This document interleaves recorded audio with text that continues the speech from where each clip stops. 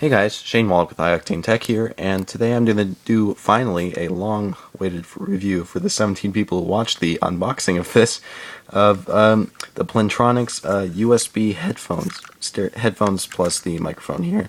So let's get started. Basically, I'm just going to do a nice quick review here, just to show you capabilities of this headphones. Alright, so they're USB headphones. They run about $50. As I explained in the unboxing video, and the USB does limit it in a couple senses. First, it takes up a USB port, which a lot of people find annoying because USB ports are sometimes very coveted in terms of devices. So that is one downside. And then if you have a microphone or a headphone with 3.5 millimeter headphone jack on your computer, that's going to remain empty because you have a USB headset. But then you get some cool features because of that. You get this cool little remote here, which you can mute and change the volume here, which is pretty cool. And it's right there. It's pretty easy to find, pretty accessible because it's on the cord, so you always really know where it is, and that's cool, especially when you're playing games. You just want to quickly change the volume or mute your microphone here. You can do that all from this little controller here. Alright, but let's move on to the headphones themselves. Okay, the first thing you'll probably notice is these have very interesting design.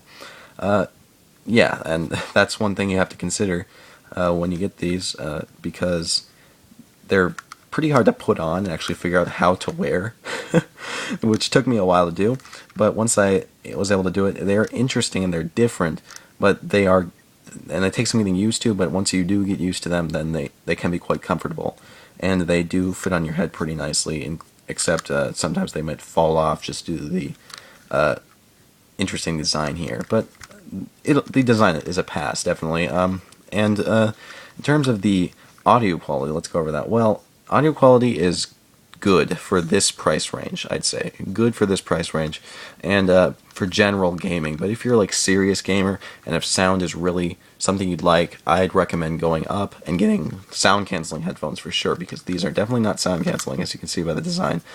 These will let every external sound in. So if you're in a noisy area, you definitely want to step it up.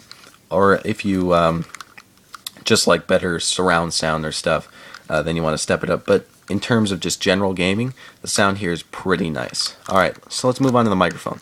The microphone quality is not going to be perfect, of course, because it is just a microphone on a dedicated headset, which is only $50, of course, but it gets the job done. In terms of the volume of your actual voice is actually very nice, and you're very easily heard, and it does actually leave out most background noise, which is also good. So you won't get too loud in terms of background noise, but you also won't get too quiet in terms of your own voice itself. So that's pretty cool as well. Another thing to consider, it is a corded headset, and the cord, while decently long, is not going to be too long. So if you want to play this on, I'm not sure even if it is Xbox 360 compatible, and if it is, you're definitely going to want something a longer cord or a USB extension device, which they do sell, of course. But if you want to play your computer game on sort of a TV or something, you're definitely going to want to either get a USB extender or go with something with a longer cord, of course. But that's definitely something to consider as well. In other words, how I'd rate this in general, just as a for its price range, I'd say it's a pretty good device. It works pretty well. You can find this for $50, maybe a little less, and it gets the job done for general gaming. I play StarCraft with it. Works just fine. The audio quality is fine. Chat is fine. Everything just works pretty well. But if you're a serious gamer, you want to do some cool, serious gaming, then you definitely probably want to step it up. If you have the budget, of course, go for something higher. And if the one USB is really going to kill you, with me, it doesn't really matter because I have plenty of USBs, or I'm not using them all at once, of course.